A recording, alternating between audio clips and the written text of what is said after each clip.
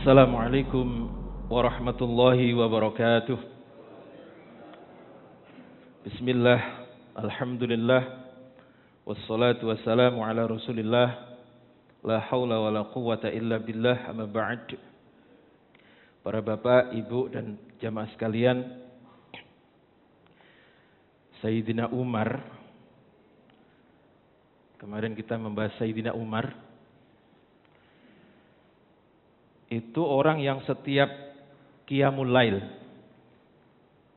sholat malam dan lain-lain, lelehan air matanya ini selalu mengalir sampai membekas di pipinya. Ini sering saya sampaikan juga ya. Dari pojok sini sampai ke sini, kedua-duanya. Itu ada bekas lelehan air mata yang warnanya lebih gelap daripada kulit yang lainnya. Ini masih merasa belum terbebas dari apa kemarin? Sifat munafik. Sifat munafik. Lalu bagaimana dengan kita ini? Yang ketika mendengar panggilan sholat, itu kita masih bermalas-malasan. Padahal ada salah satu firman Allah, Surat An-Nisa ayat 142, ketika menyebut ciri-ciri orang munafik adalah wa idh qamu ilas sholati qamu kusala. Jadi orang-orang munafik itu ketika dia berdiri untuk sholat, dia berdiri dengan malas-malasan. Masya Allah. Berarti kita termasuk mboten, Mbak? Masya Allah. Termasuk, nggih. Berarti kita ini masih rodok-rodok munafik. Nggih. Tapi kadarnya, nggih, kadarnya yang beda. Tentunya kadarnya tidak sama dengan orang-orang munafik seperti yang disebutkan Nabi dulu, nggih. Masya Allah. Jadi kita masih belum terbebas dari sifat munafik itu. Wa idza qamu ila sholati qamu kusala. Ketika berdiri untuk sholat atau ada panggilan azan, kita masih bermalas-malasan. Engko dhisik lah kurang ya 2 menit 3 menit. Lumayan ge rokokan atau apa gitu. Masya Allah. Lalu apa yang kita harus lakukan dengan keadaan yang demikian? Maka yang bisa kita lakukan hanyalah berusaha untuk merasa rendah, baik di hadapan manusia maupun di hadapan Allah Subhanahu wa taala. Dengan merasa rendah itulah kemudian Allah justru akan meninggikan derajat kita. Jadi posisi yang paling dekat dengan Allah itu ketika kita sedang apa Pak? Sedang sujud, ya. Posisi yang paling rendah itulah kita sebenarnya justru sangat dekat dengan Allah, yaitu ketika sujud. Nah, untuk itu saya ulangi lagi doa yang kemarin saya sampaikan. Ini doa dari Sayyidina Ali. Doa dari Sayyidina Ali. Masih ingat Pak Nopo kemarin? Wahai Allah, jadikan aku yang pertama mulia menurut pandanganmu, jadikan aku hina menurut pandanganku, dan jadikan aku biasa-biasa saja menurut pandangan manusia. Coba kita ulang sama-sama, Pak. Wahai Allah, jadikan aku mulia menurut pandanganmu, jadikan aku hina menurut pandanganku, dan jadikan aku biasa-biasa saja menurut pandangan manusia. Sekarang Arabnya, nggih. Arabnya mangke mboten apal mboten apa-apa. Kun indallahi khairun nas. Kalau diterjemahkan, kalau tadi terjemahan bebas nggih. Kalau diterjemahkan sendiri-sendiri, kun jadikan indallahi menurut Allah khairun nas. Napa khairun nas itu? Manusia terbaik. Manusia tidak terbaik. Wa kun 'indan nafsi dan jadikan menurut saya, menurut pandangan saya, syarrun nas, sejelek-jelek manusia. Wa kun 'indan nasi rajulan minan nas, dan jadikan aku di tengah-tengah manusia orang yang bagian atau orang yang menjadi bagian di antara mereka. Yang artinya biasa-biasa saja. Kita ulang sama-sama. Kun 'indallahi khairun nas. Kun 'indallahi khairun nas. Wa kun 'indan nafsi syarrun nas. Wa kun 'indan nafsi syarrun nas. Wa kun 'indan nasi rajulan minan nas. Masya Allah, ini luar biasa ya. Jadi supaya kita ini tidak merasa lebih daripada yang lain, kita sering-sering berdoa dengan kalimat yang telah diajarkan oleh Sayyidina Ali karramallahu wajah. Nah, sebagai antisipasinya Pak, ada tulisan yang sangat bagus dari bukunya Ustadz Salim Afillah. Tulisannya begini: jika kau merasa besar, maka periksa hatimu. Jangan-jangan hatimu sedang bengkak. Bengkak itu kan lebih besar daripada yang seharusnya. Jika engkau merasa besar, maka periksa hatimu. Jangan-jangan hatimu bengkak. Jika engkau merasa suci, maka periksa jiwamu. Mungkin saja itu adalah putihnya nanah dari luka nurani. Masya Allah. Jadi kita ketika merasa suci atau lebih baik daripada yang lain, periksa hati kita. Jangan-jangan warna putih itu adalah nanah dari luka hati nurani. Jika engkau merasa tinggi, maka periksa batinmu. Mungkin saja dia sedang melayang kehilangan pijakan. Orang kalau melayang kehilangan pijakan, setelah itu apa yang terjadi? Jatuh. Ketika engkau merasa tinggi, maka periksa. Jangan-jangan kamu sedang melayang di bawah angin yang sebentar lagi akan dihempaskan oleh angin itu. Jika engkau merasa wangi, maka periksa ikhlasmu. Mungkin saja itu adalah asap dari amal solehmu yang hangus terbakar riya atau karena pamer. Masya Allah. Ini sebagai antisipasi. Jadi tidak ada celah bagi kita untuk merasa lebih hebat daripada yang lain. Itu namanya sombong. Walaupun kadarnya beda-beda. Wonten tiyang sing sudah lumayan tapi ngeten. Aku iki takoni, aku iki wong elek. Tapi ngisorku sih ono sing lebih elek. Ini sudah lumayan gitu. Tapi belum sampai ke yang paling rendah. Maka sekali lagi, ketika kita bisa merendahkan diri, maka Allah justru akan mengangkat derajat kita. Yang seperti sering saya sampaikan gitu, bahwa makhluk yang paling ridho itu bumi, sehingga disebut dengan ardun, makhluk yang paling ridho. Dia tidak pernah merasa sombong, sehingga bumi itu setiap tahun harganya naik. Dan ketika Allah itu ingin memperlihatkan kesombongannya, Allah mengatakan atau disuruh melihat langit. Betapa tingginya langit itu. Wah. Si orang sombong seperti langit. Ketokane wah. Wih, luar biasa. Tetapi tidak ada harganya sama sekali. Enggak ada Pak orang jual langit terus payu, enggak ada. Disuruh beli 100.000 pun tidak ada yang mau beli. Itulah kesombongan. Baik, kita lanjutkan bahasan tentang keutamaan Sayyidina Umar bin Khattab. Suatu hari ketika beliau sedang di masjid, ini beliau mendengar ada seorang laki-laki yang sedang membaca Al-Quran di belakangnya. Maka kemudian Sayyidina Umar ini menoleh dan mengatakan, kif anta, diam, jangan teruskan. Sayyidina Umar ini modelnya kalau ngomong rodok nyentak. Diam, jangan kau teruskan. merasa heran dengan apa yang dilakukan oleh Sayyidina Umar ini. Orang ini mengatakan, wahai Amirul Mukminin, engkau melarangku untuk membaca Al-Quran?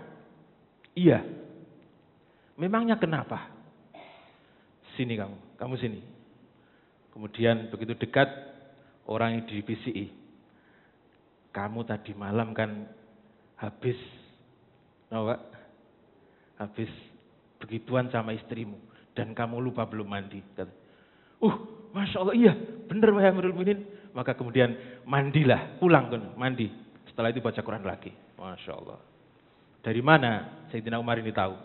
Basyirahnya yang kuat. Firasatnya yang kuat. Masya Allah. Inilah Sayyidina Umar ya.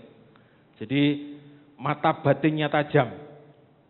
Bahkan ketika ada dua orang yang berselisih, kemudian menghadap ke beliau, dari raut mukanya saja Sayyidina Umar sudah bisa mengetahui bahwa ini yang benar dan ini yang salah. Tetapi itu tidak dilakukan. Pasti ditanyai dulu. Sebab apa? Memberikan pelajaran kepada orang-orang setelahnya. Jangan sampai kemudian memutuskan sesuatu berdasarkan firasat. Wah, bahaya ini nanti. Ya lek firasatnya benar, seperti Sayyidina Umar. Ini salah. Jadi harus ada bukti real untuk memutuskan suatu masalah. Maka pantas kalau Nabi ini pernah mengatakan, kalaulah ada Nabi setelahku, pastilah itu Umar bin Khattab. Jadi pujian-pujian Nabi kepada Sayyidina Umar luar biasa. Kalau ada muhaddas di zamanku, pastilah itu adalah Umar bin Khattab. Muhaddas itu orang yang berkesesuaian ide dan gagasannya dengan wahyu. Dan pujian Nabi lagi adalah, kalau ada Nabi setelahku, pasti dia adalah Umar bin Khattab. Masya Allah, ini keistimewaan yang diberikan Allah kepada Al-Faruq. Sebab beliau ini tidak pernah bersikap abu-abu. Kalau benar ya benar, kalau salah ya salah. Bahkan ketika beliau baru saja masuk Islam, sudah begitu. Sehingga beliau disebut dengan Al-Faruq, pembeda antara yang benar dan yang salah. Nah, para jamaah sekalian, ketika di masa pemerintahannya, Islam ini kan sudah menyebar ke beberapa wilayah, termasuk Mesir. Dan waktu itu yang diangkat menjadi gubernur adalah seorang sahabat yang bernama Amru bin As. Amru bin As. Di Mesir itu ada sungai yang terkenal, Pak. Apa namanya? Sungai Nil. Ini mesti kenal semuanya. Di pelajaran juga ada. Sungai Nil. Nah, di Mesir ini ada kebiasaan, yaitu memberikan sesajen setiap tahunnya kepada Sungai Nil. Kira-kira sesajennya apa, Pak? Sajene. Pokok kepala kambing, kepala apa? Kepala kerbau? Kepala kerbau, kepala sapi. Ternyata lebih luar biasa daripada sini setannya itu, mintanya itu. Apa? Wanita. Wanita tercantik di Mesir. Jadi ngelahirno wedok ketir-ketir, ayu pisan. Waduh, kayak korban. Jadi sesajennya adalah wanita tercantik yang ada di Mesir. Harus dikurbankan. Diikat tangannya, diikat kakinya, kemudian diikat dengan batu dan dilemparkan ke Sungai Nil. Kalau tidak begitu, maka aliran Sungai Nil ini akan habis. Moro-moro sat, kemudian mengering. Masya Allah. Jadi setan sana lebih dahsyat daripada setan sini. Setan sini cuma kepala Pak? Kepala kerbau. Sana wanita, Pak. Masya Allah. Itu sudah dilakukan bertahun-tahun. Sudah menjadi tradisi. Maka ketika sudah hampir tiba waktunya, yaitu memberikan sesembahan atau sesajen itu, penduduk Mesir ini berbondong-bondong menemui Amr bin As. Wahai gubernur, wahai Amr bin As, kami ini sudah terbiasa memberikan sesajen kepada Sungai Nil. dengan wanita tercantik di Mesir. Maka sangat berbahaya jika kita tidak memberikan sesajen itu kepada Sungai Nil. Sungai Nil akan mengering dan kita akan kelaparan. Apa jawab Amr bin As? Tidak, ini musyrik, kata Amr bin As. Ini syirik, ini musyrik. Jangan kalian lakukan. Ya akhirnya tidak dilakukan karena Amr bin As adalah pemimpin mereka. Tetapi na'udzubillah min dzalik, ya, setan mempermainkan hati orang Mesir yang baru saja masuk Islam. Jadi beberapa tahun baru saja masuk Islam. Semakin hari sungainya semakin berkurang airnya dan akhirnya kering dan tidak mengalir sama sekali. Masya Allah. Maka penduduk Mesir yang imannya memang belum kokoh itu kemudian gundah, bingung apa yang harus mereka lakukan. Kemudian menghadap Amr bin As. Wahai gubernur, apa tindakanmu tentang masalah ini? Bukankah dulu pernah saya sampaikan bahwa Sungai Nil harus diberi sesaji, tetapi engkau melarangnya. Maka kata Amr bin As, kalian bersabar dulu, saya akan datang ke Madinah untuk menyampaikan masalah ini kepada Amirul Mukminin Umar bin Khattab. Maka Amr bin As ini kemudian datang ke Madinah mengadukan permasalahannya. Wahai Amirul Mukminin, Mesir sekarang dilanda kekeringan sebab Sungai Nil telah kering, kerontang, tanpa air yang mengalir. Itu kata penduduk mereka, kata penduduk Mesir, sebab mereka tidak memberikan sesaji berupa wanita tercantik yang kemudian dilemparkan ke Sungai Nil. Maka sekarang saya menunggu perintahmu, saya menunggu keputusanmu. Masya Allah. Lalu apa yang dilakukan oleh Sayyidina Umar ini? Beliau kemudian menulis surat yang isinya adalah min Umar bin Khattab ila nahrin Nir. Masya Allah, sungai disurati. Min Umar bin Khattab ila nahrin Nir. Lalu terusannya ya Nil. Jenenge Nil panjenengan. Ya Nil. In kunta tajri min kibalika fala tajri. Wa in kunta tajri min kibalillah fa as'alullaha ayyajri. Barakallahu fik. Ini surat yang ditulis oleh Sayyidina Umar. Kemudian surat itu dikasihkan Amr bin As. Amr bin As kira-kira ya Pak? Bingung. Bingung. Ojo guyon. Tetapi Sayyidina Umar ini bukan tipe orang yang suka guyon. Kalau Sayyidina Ali mungkin dianggap guyon. Tapi Sayyidina Umar ini orang yang selalu serius. Gak pernah guyon. Ini surat untuk siapa wahai Amirul Mukminin? Untuk Sungai Nil.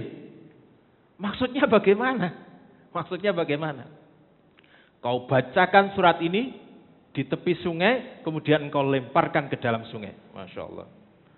Maka melihat raut muka Umar yang tidak guyon itu, ya wis setuju saja. Gitu. Umar ini maksudnya apa? Ini belum yakin, Pak. Gitu. Sambil masih rodok bingung, akhirnya Amr bin As ini kembali ke Mesir. Yang di sana sudah ditunggu oleh orang-orang Mesir karena sungainya kering. Jadi penduduk Mesir ini sudah menunggu kedatangannya di tepi Sungai Nil. Bahkan nunggunya di tepi sungai. Bagaimana kata Amirul Mukminin? Kata mereka. Apa perintahnya atau apa keputusannya? Kemudian Amr bin As menjawab, Amirul Mukminin menulis surat untuk Sungai Nil. Semua yang hadir bengong, surat? Apa hubungannya? Wong sungai kering kok disuruh ngasih surat. Apa hubungannya? Di tengah-tengah kebengongan itulah kemudian Amr bin As ini mulai membuka surat dan membacakan kepada Sungai Nil. Salamullahu alaik. Semoga keselamatan untukmu, wahai Sungai Nil. Min Umar ibn al-Khattab, Amirul Mukminin. Surat ini dari Umar ibn Khattab, Amirul Mukminin. Ila Nahrin Nil, untuk Sungai Nil. Masya Allah. Ya Nil, ya Nil, wahai Sungai Nil, in kunta tajri min kibalika fala tajri. Wahai Sungai Nil, kalau engkau bisa mengalirkan airmu karena kekuasaanmu, maka silahkan engkau kering, enggak usah mengalir. Wa in kunta tajri min kibalillah, dan apabila engkau mengalir karena kekuasaan Allah, fa as'alullaha ayyajri, maka saya akan meminta kepada Allah untuk mengalirkanmu kembali. Barakallahu fiik. Semoga Allah memberikan keberkahan kepadamu, yaitu kepada Sungai Nil. Lalu surat ini dilemparkan ke dalam Sungai Nil. Masya Allah. Maka dengan izin Allah, dengan izin Allah, paginya, jadi itu masih siang, kemudian malam, paginya sungai itu sudah mengalir deras seperti sebelumnya. Masya Allah. Dan sampai hari ini Sungai Nil, kita tidak pernah mendengar bahwa Sungai Nil itu kemudian surut, tidak pernah. Berkat doa, berkat surat daripada Umar bin Khattab. Masya Allah. Inilah Umar yang kata Nabi pernah mengatakan, wahai bin Khattab, demi zat yang jiwaku ada di genggamannya, tidaklah setan itu bertemu denganmu di suatu jalan, melainkan ia akan mengambil jalan yang lain dari jalanmu. Setan nggak berani tutuan oleh kepada Sayyidina Umar.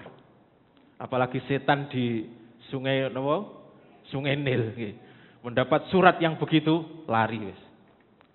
Jadi memang setan itu berperan. Setan itu berperan dari dulu. Ketika Bai'atul Aqabah, setan berperan. Orang-orang musyrik sudah tidak ada yang tahu, tetapi setan ini berteriak, mengabarkan bahwa Muhammad dan orang-orang Madinah telah melakukan pertemuan di tempat yang tersembunyi. Ketika Nabi mau dibunuh, setan juga berpengaruh. Setan ini menjadi manusia dan mengusulkan apa niku? Jadi setiap suku memberikan perwakilan satu persatu, yang itu nanti akan disuruh membunuh Nabi. Kalau hanya satu suku yang membunuh, maka dia akan berhadapan dengan sukunya Nabi kita Muhammad. Setan sangat berperan di situ. Dan sampai sekarang pun yang begitu-begitu masih ada di desa-desa itu. Masya Allah, inilah Umar. Kata Nabi, sungguh tidaklah setan itu bertemu denganmu di suatu jalan, melainkan dia akan mengambil jalan yang lain karena dia takut bertemu denganmu, dengan Umar bin Khattab. Masya Allah. Inilah Sayyidina Umar bin Khattab. Ini diriwayatkan di Bukhari, hadis ke-3480. Kalau mau baca kata-kata Nabi ini. Para jemaah sekalian, mungkin kita nanti akan membahas keutamaan Sayyidina Umar satu pertemuan lagi. Sebab sebenarnya masih banyak keutamaan-keutamaan daripada Sayyidina Umar. Setelah itu akan kita lanjutkan bagaimana pelantikan beliau dan apa saja yang dilakukan ketika beliau memerintah orang-orang muslimin. Demikian, kurang lebihnya mohon maaf, mudah-mudahan manfaat. Assalamualaikum warahmatullahi wabarakatuh.